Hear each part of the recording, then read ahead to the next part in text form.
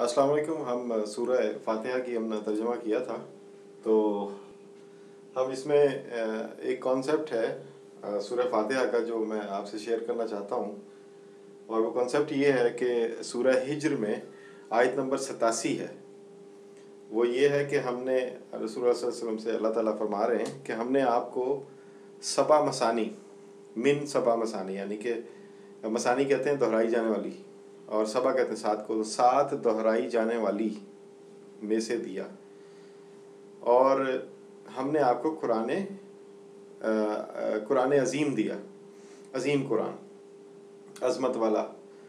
तो कुरान अज़ीम जो है वो जो कुरान अलिफ लाम मीम से शुरू होता है, उससे पहले सबा मसानी जो उलमा हैं जिन्होंने इसकी तशरीह की है, वो ये बताते हैं कि सबा मसानी बेसिकली वो 7 नूर हैं जो जिनका जिक्र सूरह फातिहा में है। आप ये देखें कि सूरह फातिहा जब हम नमाज़ पढ़ते हैं तो सूरह फातिहा एक ऐसी सूरत है जिसको हम बार बार दोहराते हैं, इसके बगैर आपकी रकत नहीं होती।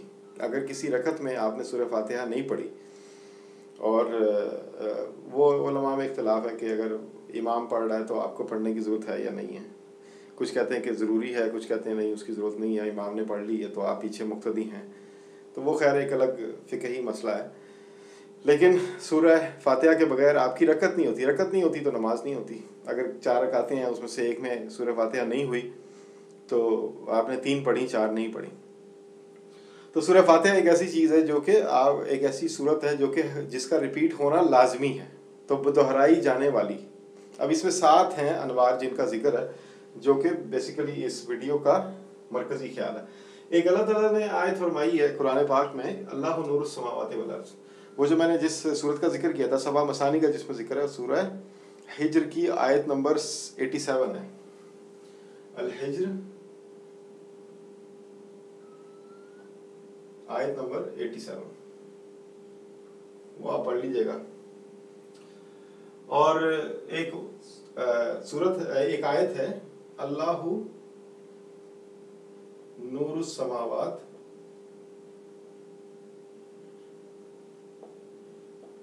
वल अर्द। अल्लाह ताला नूर है आसमानों और ज़मीन का। ये नूर जो है, अगर थोड़ा सा आप इस पे गौर करें, इस आयत पे, अल्लाहु नूरुस समावाति वल अर्द, अल्लाह के नूर ने आसमानों और ज़मीन की हर चीज़ का अहाता किया हुआ। ये चीज़ बड़ी इम्पोर्टेंट है कि अल्लाह ताला ने आसमानों और ज़मीन, अल्लाह ताला के नूर ने आसमानों और ज़मीन की हर चीज़ का, जो कि इसमें हमारे ख्याल भी शामिल हैं, और इसमें आइटम और मॉलिक्यूल्स और जो ज़ाहिर में चीज़ें नज़र आती हैं जिनको हम टच कर सकते हैं वो भी हैं, और जिनको हम टच नहीं कर सकते, मतलब किसी की खुशी है, किसी का गम है, उसका भी अहाता अल्लाह ताला ने किया हुआ है। खैर हम इस सूरत पे फोकस करेंगे। अल्हम्दुलिल्लाह रब्बिल आलमीन। अगर नूर के हवाले से देखा जाए, इस अल्लाहु नूरुस समावाति वल अर्द और अल हिज्र की आयत नंबर 87 के हवाले से देखा जाए, तो इसका तर्जुमा ये बनता है, या इसका मफहूम ये बनता है कि वही अल्लाह काबिल तारीफ़ है, काबिल हम्द है। हम्द उस अल्लाह की, हम्द अल्लाह की जो कि आलमीन, आलमीन यानी दुनियाओं जहानों का रब है। रब है, पालने वाला है, परवरिश करने वाला है, उसी अल्लाह के लिए सारी हम्द है। ये पहला नूर हो गया। बल्कि इसको अगर नूर के हवाले से देखा जाए तो हम्द उस अल्लाह की जिसका नूर आलमीन की परवरिश करता है। हम्द अल्लाह की जिसका नूर कायनात की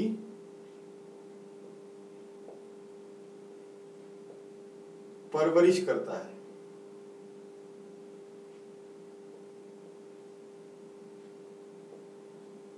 हम्द उस अल्लाह की जिसका नूर कायनात की परवरिश करता है। और कायनात में जितने भी आलमीन हैं सारे वो मिला के एक जो चीज़ बनती है उसको कायनात कहते हैं। رحمان اور رحیم، یہ رحم و کرم ایک لفظ اردو میں استعمال ہوتا ہے، تو وہ اللہ کا نور ہم پر، عالمین پر، عالمین اور اس کے تمام اجزاء ہیں ان کے اوپر، اجزاء ہم جز ہیں، حصہ ہیں کائنات کا، اللہ کا نور عالمین پر رحمان رحیم، رحم و کرم بن کر اس کا احاطہ کیا ہوا طاری ہے۔ اللہ کا نور اس نے رحم و کرم بن کر عالمین کا احاطہ کیا ہوا ہے، اس پہ طاری ہوا ہوا ہے۔ مالک، اب یہاں پر مالک جو ہے وہ اس کو ہم ڈسکس کر چکے ہیں، ملکیت، اونرشپ، پراپرائٹی اور یوم الدین۔ اب یوم الدین ایک کانسیپٹ ہے کہ یہ ایک سسٹم چل رہا ہے، زمانے چل رہے ہیں، زمانے آ رہے ہیں، زمانے جا رہے ہیں، قومیں آ رہی ہیں، قومیں جا رہی ہیں، بندے پیدا ہو رہے ہیں، بندے مر رہے ہیں، اس کا ایک اینڈ ہے۔ تو مالک ہے وہ شروع سے لے کر اینڈ تک غالب ہے اور وہ حاوی ہے۔ ہم نے جب یہ اس کی بات کی تھی تو ہم نے کہا تھا کہ کوئی ایک ایسی طاقت ہے جو آل مائٹی ہے، جو کہ شروع سے اینڈ تک قائم رہتا ہے، باقی ہر چیز آتی اور جاتی رہتی ہے۔ تو اللہ کا نور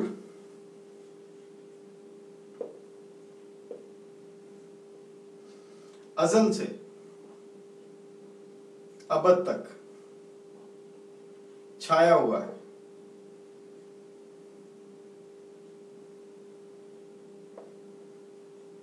اللہ کا نور ازل سے ابد تک چھایا ہوا ہے۔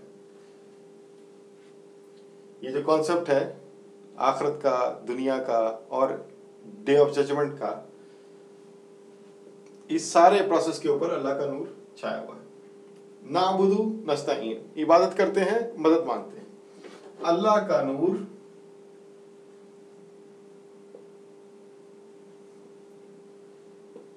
ہی بندوں کی مدد کرتا ہے۔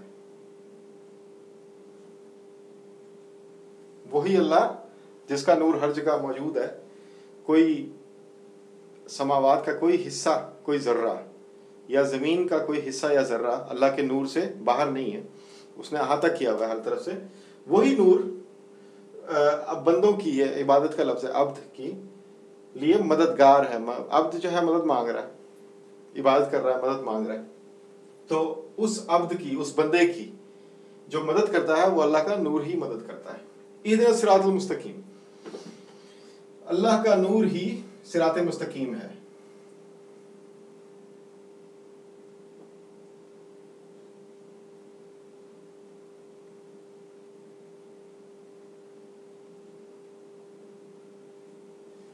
جو قائم رہنے والا راستہ ہے، جو سیدھا راستہ ہے، وہ اللہ کا نور ہی ہے۔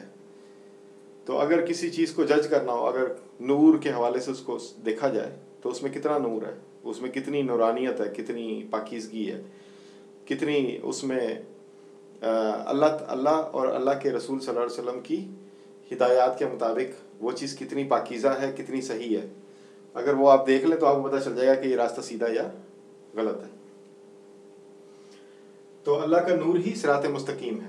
کسی بھی صراط کو، کسی بھی راستے کو جج کرنا ہو، کسی عمل کو جج کرنا ہو تو اس کو اللہ اور رسول کے حساب سے جج کر لیں آپ کو پتہ چل جائے گا کہ وہ سیدھی طرف جائے گا یا الٹی طرف جائے گا۔ تو یہ ایک نشانی ہے اللہ تعالیٰ کی جو ہر کسی کو اویلیبل ہے۔ الذین انعمت، اب الذین جو ہے وہ لوگ، اس کا مطلب ہے کسی گروہ کی بات ہو رہی ہے، کسی گروپ کی بات ہو رہی ہے، تو وہ نور جو ہے گروپنگ کرتا ہے اور انعام بن جاتا ہے۔ اللہ کا نور ہی، اللہ کا نور انعام بن جاتا ہے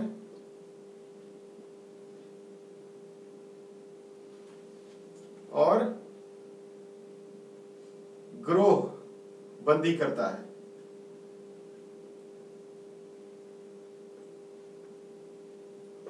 اب یہ گروہ بندی کا لفظ جو ہے وہ اس لیے یہاں پر امپورٹنٹ ہے کیونکہ اللہ تعالیٰ نے انڈیویجولس کا ذکر کم کیا ہے قرآن میں. زیادہ تر یہی کہ مومنون، کافرون اور صادقین اور صالحین، اس قسم کے، یعنی کہ گروہ بندی،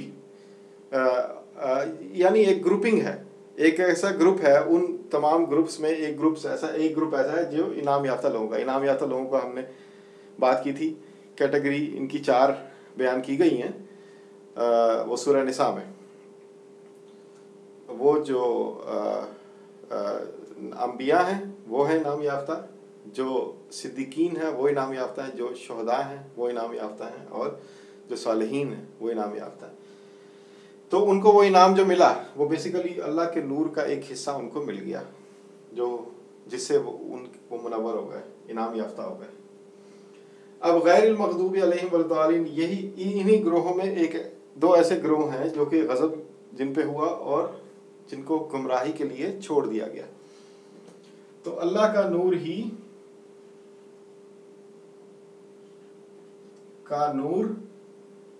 تنبیہ کرتا ہے.